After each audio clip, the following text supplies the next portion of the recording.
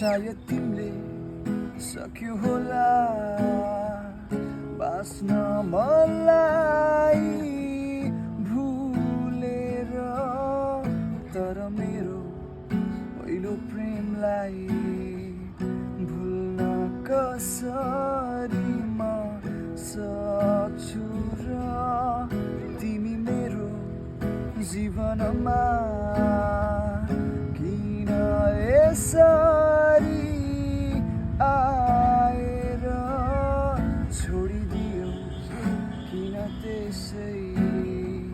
सायद कोही राम्रै पायो